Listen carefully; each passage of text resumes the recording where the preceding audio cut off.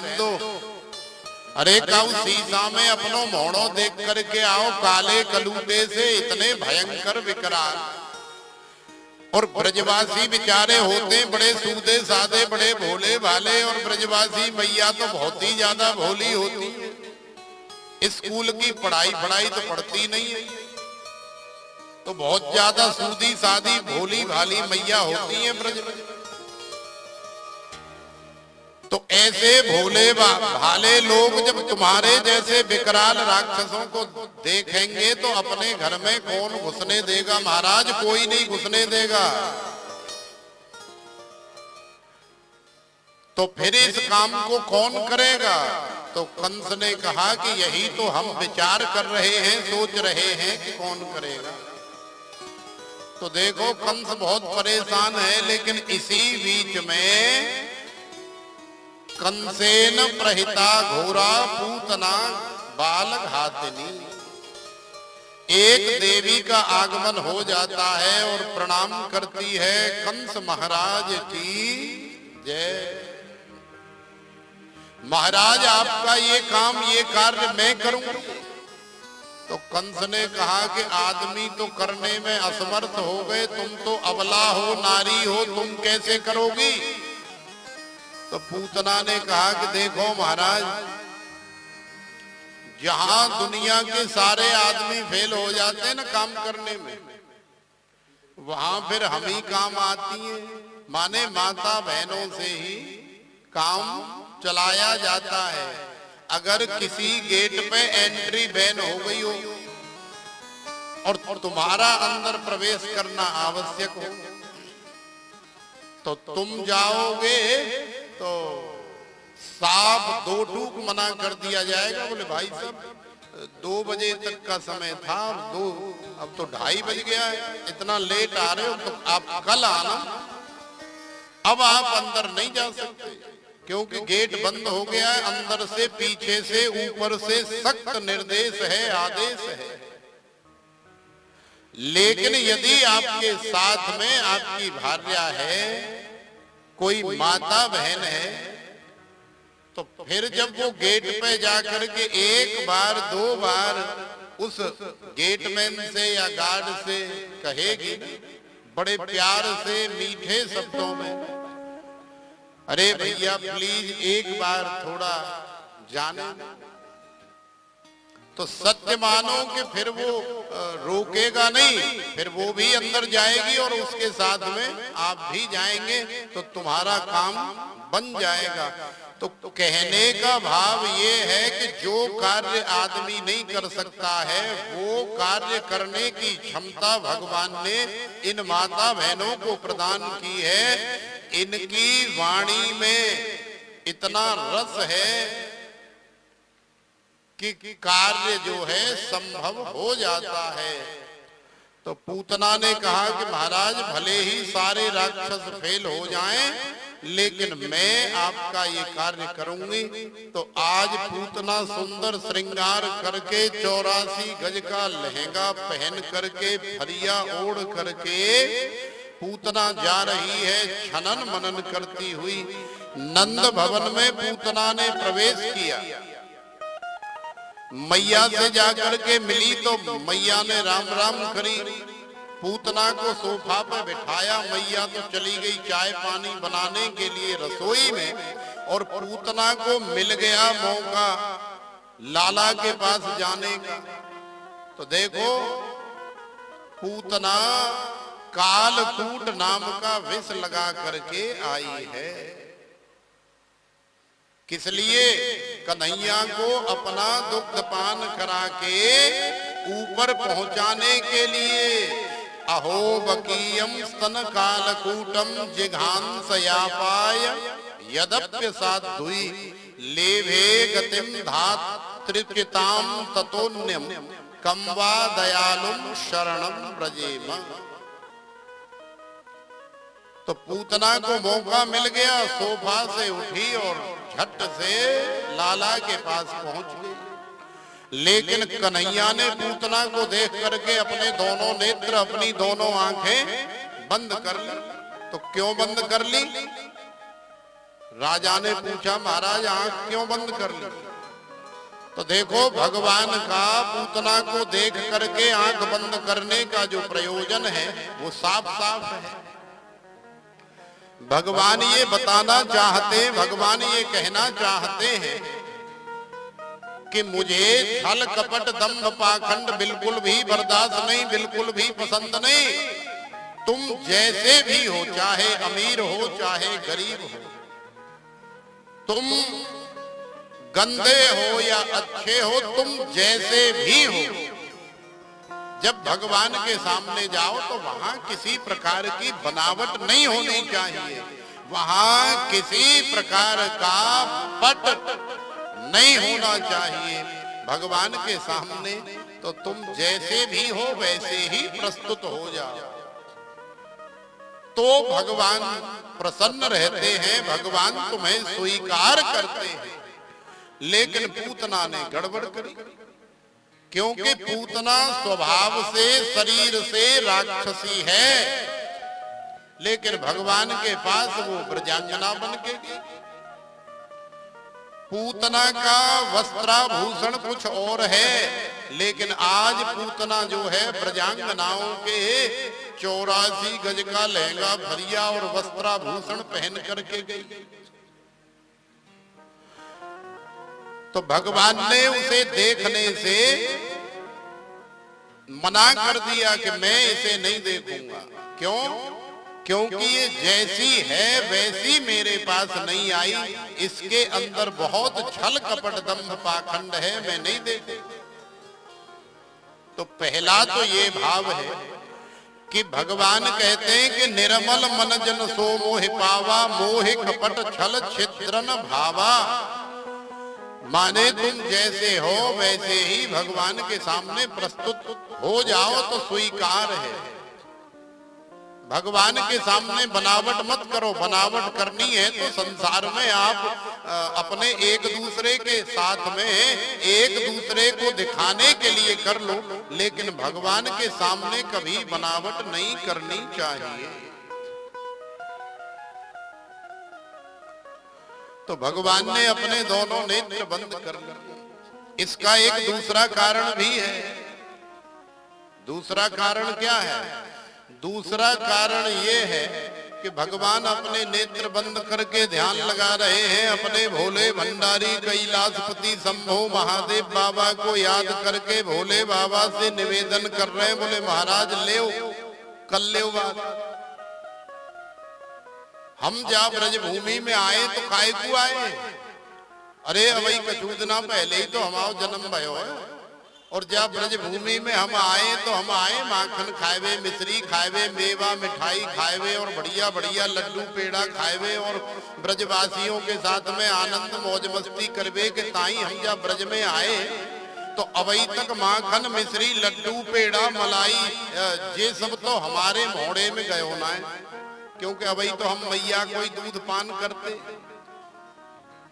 तो जो खाएवे पीवे हम आए वो तो अभी हमारे मोड़े में गयो ना है, और जाते पहले ले ये पूतना आए गई हमें जहर प्यावे के ताई। तो महाराज आपसे प्रार्थना है कि आप कछु करो। तो भोले बाबा ने कही कि हम क्या करें? बोले आप आ जाओ, छोटा सा रूप धारण करके हमारे कंठ में बैठ जाओ यहाँ, क्योंकि ये मानेगी तो है नहीं हमें दुग्ध पान कराए बिना। तो आप हमारे कंठ में बैठ जाओ, क्योंकि आपको तो विष पीने की वैसे ही आदत है। समुद्र मंथन जब हुआ था तो सबसे पहले समुद्र से हलाहल विष ही तो निकला था, जो सारी सृष्टि को जला करके राख कर रहा था, दग्ध कर रहा था, नष्ट ध्वस्त समाप्त कर रहा था। तो महाराज सारी सृष्टि को आपने ही कृपा करके दया करके बचाया। तो आपसे निवेदन है कि आप हमारे गले में आकर के बैठ जाओ, तो जब पूतना को दूध तो हम पी लेंगे, और ये जो जहर लगा के आई है वह जहर है तुम पी लियो, तो दोनों को काम बन जाएगा। तो देखो एक भाव ये भी है कि कन्हैया जो है अपने भोले बाबा भोले भंडारी से प्रार्थना कर रहे हैं। लेकिन इतनी देर में तो पूतना ने लाला को उठा लिया और उठा करके अपने छाती से लगा करके धीरे से नंद भवन से बाहर निकल गई और नंद भवन से बाहर निकल करके आकाश में उड़ गई। आकाश में जा करके लाला के मुख में अपना स्तन दे करके पान कराने लगी तो कन्हैया गटर गटर करके पूतना का दुग्ध पान करने लगे और भोले बाबा ने विष का पान कर लिया। तो देखो अब जब पूतना का सारा दुग्ध समाप्त हो गया तो अब पूतना छटपटाने लगी, चिल्लाने लगी, हाय हाय टकराने लगी, पछाड़ खाने लगी। अरे लाला मोकू छोड़ दे, मोकू बड़ो दर्द है रहे हो, मोकू बड़ी पीड़ा है रही है, अरे लाला मोकू छोड़ दे, अरे भैया मैं मर रही हूं। तो देखो पूतना ने फिर राक्षसी शरीर धारण किया, लाला को डराने का प्रयास किया, लेकिन भगवान कहीं डरने वाले। तो भगवान ने पूतना को बड़ा सुंदर जवाब दिया कि देख मौसी, हमारा ये स्वभाव है कि जल्दी तो हम काऊ के चक्कर में पड़ते नहीं, इसलिए हम सबसे दूर रहते हैं, जल्दी नहीं आते हम किसी के अंटा में। लेकिन एक बार आ जाए ना तो फिर वहां से हम निकलते नहीं। इसीलिए तो भगवान की टांग भी टेढ़ी है, कमर भी टेढ़ी है और गर्दन भी टेढ़ी है और मुकुट भी टेढ़ा है। तो ये टेढ़ी चीज अगर कहीं सीधा डालो तो जाती नहीं और किसी तरह से अगर चली जाए तो फिर वो निकलती नहीं। तो भगवान बांके हैं, भगवान टेढ़े हैं। तो देख मौसी, अब तू हमारे पास आ गई जबरदस्ती, तेने अपनी छाती से हमको लगाए लियो, अब हम तो को नहीं छोड़ेंगे। अरे लाला मोकू छोड़ दे, अरे नाय मौसी अब नहीं छोड़ेंगे। अब तो हमारा स्वभाव है कि एक बार जो जीव हमारे पास आ जाए या हमको अपना बना ले तो फिर हम उसका कल्याण उद्धार करके ही उसे छोड़ते हैं, माने पार लगा देते हैं।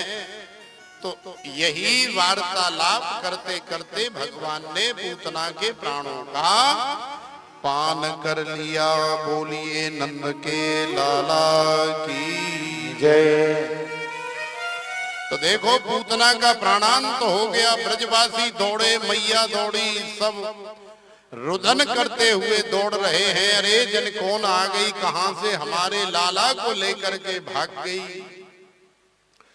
लेकिन भगवान की दयालुता, भगवान की कृपालुता का दर्शन देखिए कि पूतना भगवान को मारने के लिए आई है, लेकिन कन्हैया अभी भी मरी मराई पूतना के पेट पर बैठ करके अभी भी स्तनपान कर रहे हैं।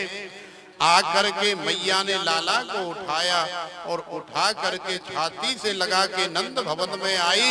इधर ब्रजवासियों ने पूतना को खींच करके जमुना जी के किनारे डाला और जितने वृक्ष टूट गए थे वो सारे वृक्ष पूतना के ऊपर डाले और फिर सूखा फूस मूंज जाने क्या क्या जलने वाला सब सौदा लेकर के आए और फिर वहां में आग लगा करके जलाई।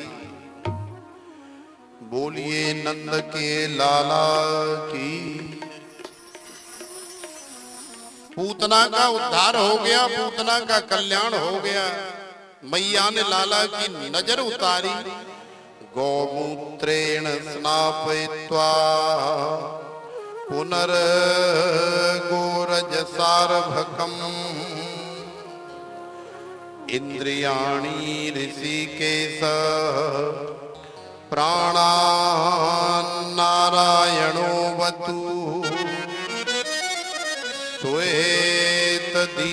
श्वेतदीपपते चित्तम् मनोयोगेश्वरो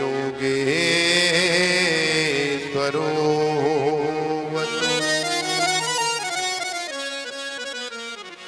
हे भगवान ऋषिकेश मेरे लाला की रक्षा करें, मेरे लाला की संपूर्ण इंद्रियां मन इत्यादि की रक्षा करें।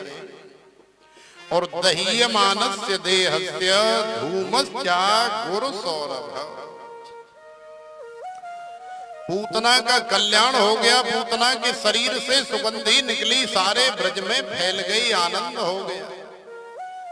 तो सोचो कि ऐसी राक्षसी जो भगवान को मारने के लिए आई, मारने का प्रयास भी किया, मरने के बाद उसके शरीर को जब जलाया गया तो उसके शरीर से सुगंधी क्यों निकली?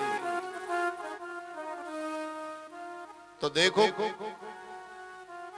यदि विचार करोगे, चिंतन करोगे या किसी से जानने का प्रयास करोगे तो तुम्हें पता लगेगा कि भगवान इतने सुंदर हैं कि जो भगवान के सन्मुख आ जाता है या जो भगवान के सानिध्य में आ जाता है, उसका जीवन ऐसी सुंदर सुगंधी से भर जाता है।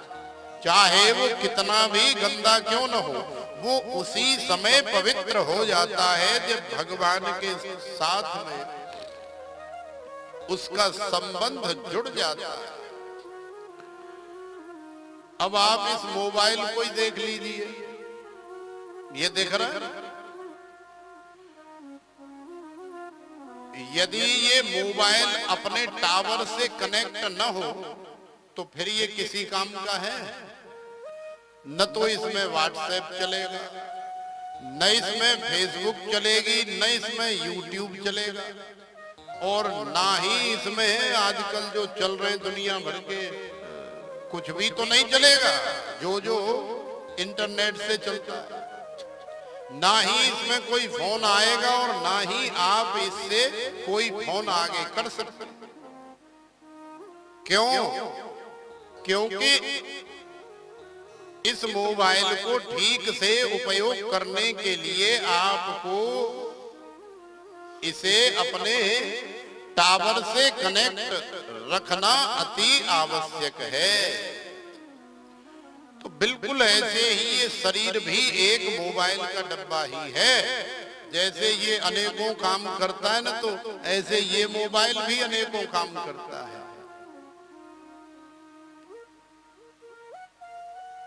ये भी हैंग हो जाता है कब?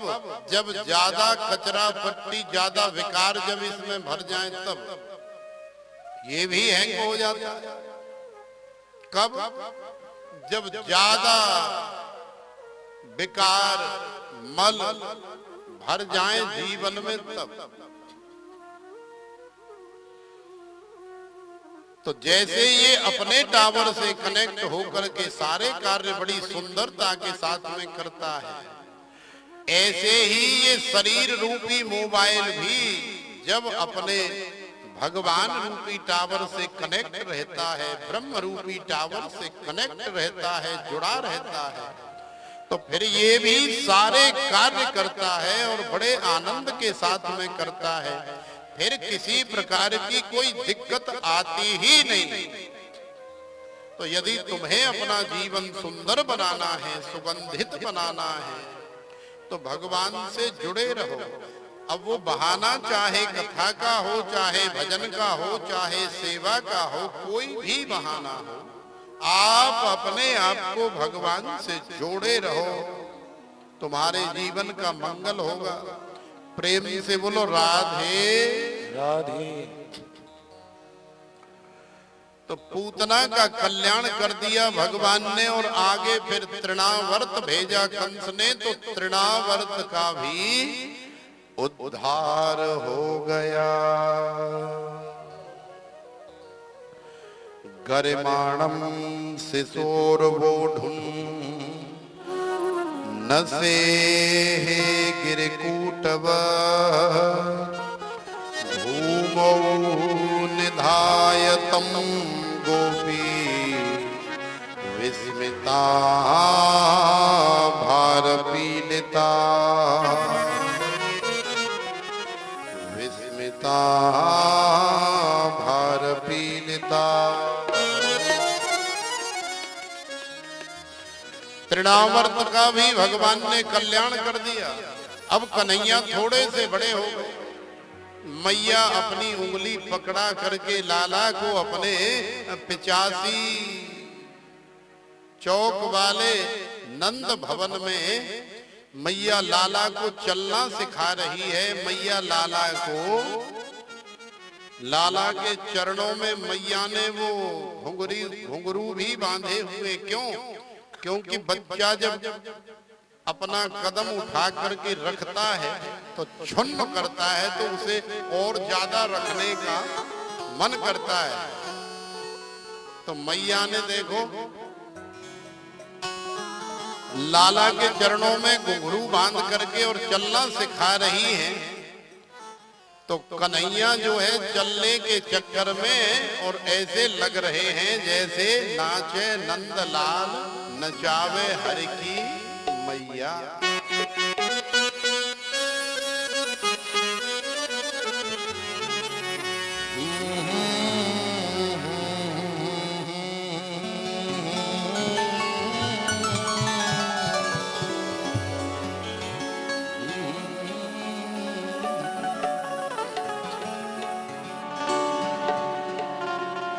नाचे नंदलाल नचावे हरि की मैया। नाचे नंदलाल नचावे हरि की मैया। नाचे नंदलाल नचावे हरि की मैया। नाचे नंदलाल नचावे हरि की मैया। नचावे हरि की मैया। नचावे हरि की मैया। नचावे हरि की मैया। नचावे यशोदा मैया। नाचे नंदलाल नचावे हरि की मैया। अरे नाचे नंदलाल नचावे हरि की मैया।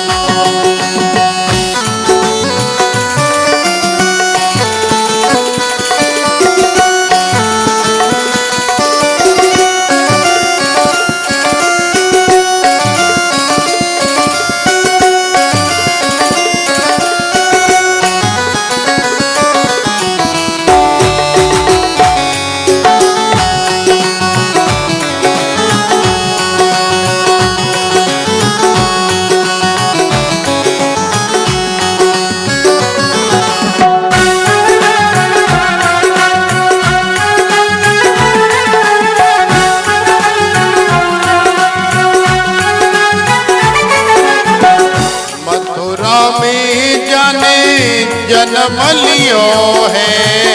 मथुरा में जाने जन्म लियो है। मथुरा में जाने जन्म लियो है।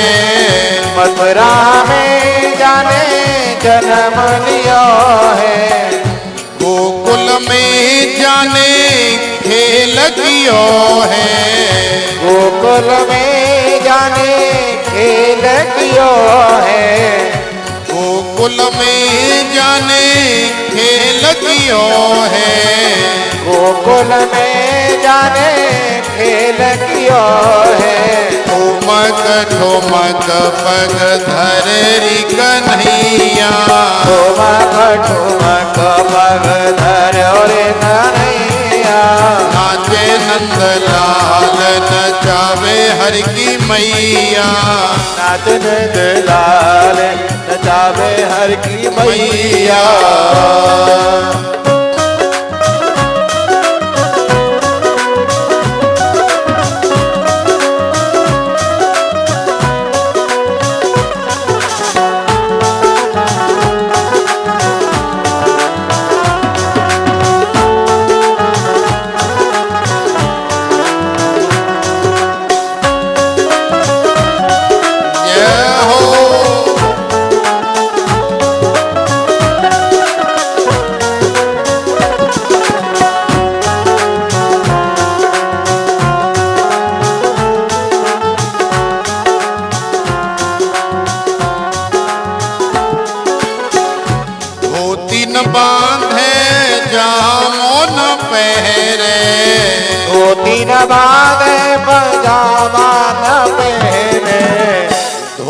धोती न बांधे जामो न पहरे, धोती न बांधे पजामा न पहने, पीताम्बर को ओढ़े पहरे, पीताम्बर को ओढ़े पहरे, पीताम्बर को ओढ़े पहरे, पीताम्बर को ओढ़े पहरे, मोर मुकुट को बड़ो रे बंधैया, मोर मुकुट को बड़ो रे पहरैया, नाचे नंद लाल नचावे हर की मैया, नाचे नंद लाल नचावे हर की मैया,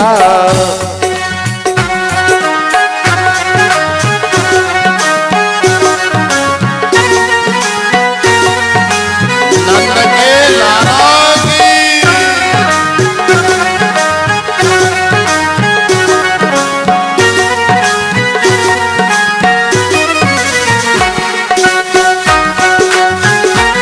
जय हो।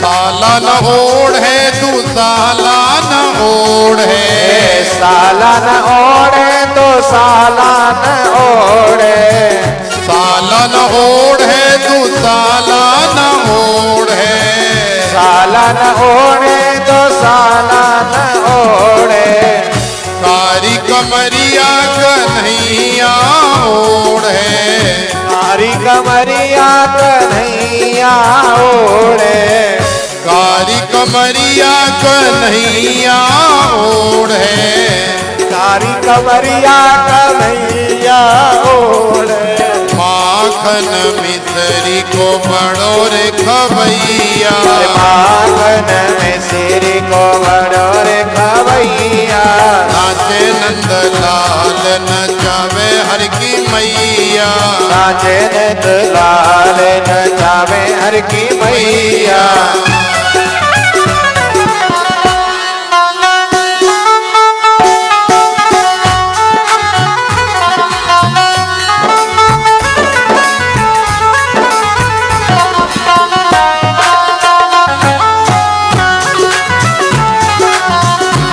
जय हो।